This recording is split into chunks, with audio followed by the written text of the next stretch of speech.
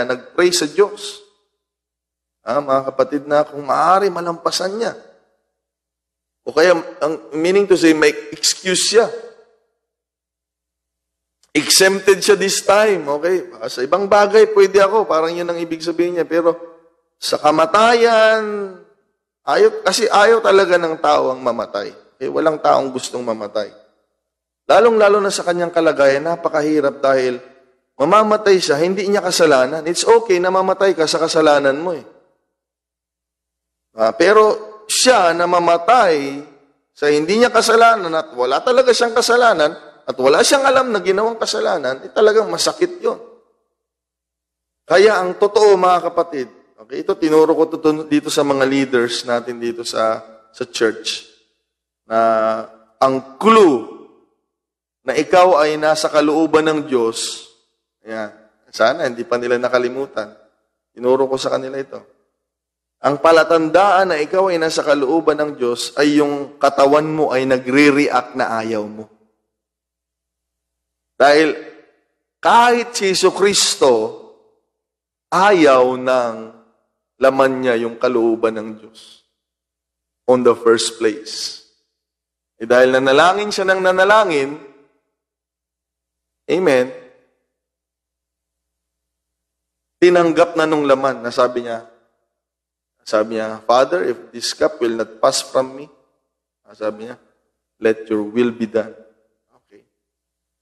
Kaya yan ang palatandaan, mga kapatid. Kaya ngayong iba, nagbabackslide na kasi nagre-react yung laman nila na ayaw na nila. Hindi nila alam, yun ang sign, mga kapatid, from Jesus Christ itself. Natutunan ko po ito kay Jesucristo eh.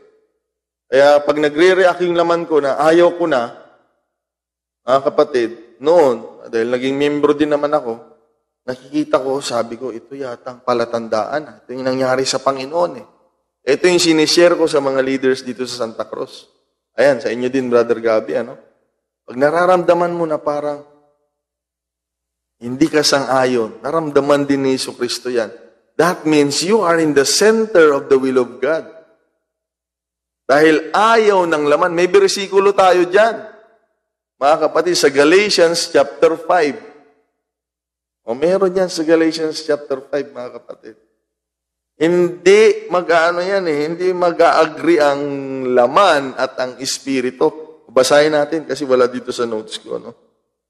Kaya kapag nararamdaman mo na parang ayaw ko na, ay maglalo kang magpatuloy. Yan ang tip ko sa'yo dahil you are in the center, mga kapatid, ng will ng Panginoon. Okay? Ito yung bersikulo natin. Tingnan nyo, Galatians 5. Okay, hanapin ko lang konti ha. Okay. Wala doon sa notes natin eh. For the flesh lusted against the spirit.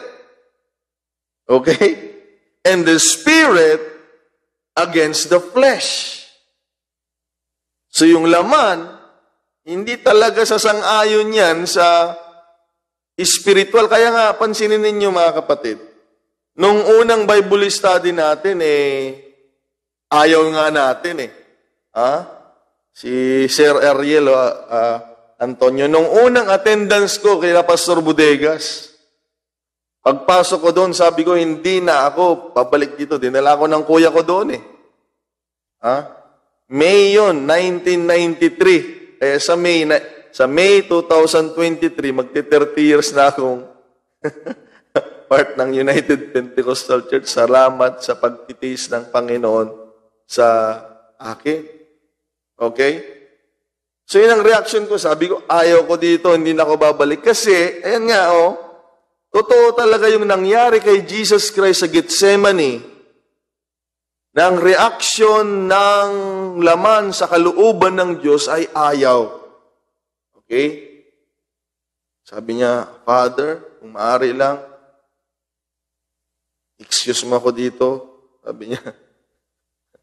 Dahil, mga kapatid, sa Galatians 5:17, for the flesh lusted against the spirit. They are contrary. Ayan, tuloy natin and the spirit against the flesh.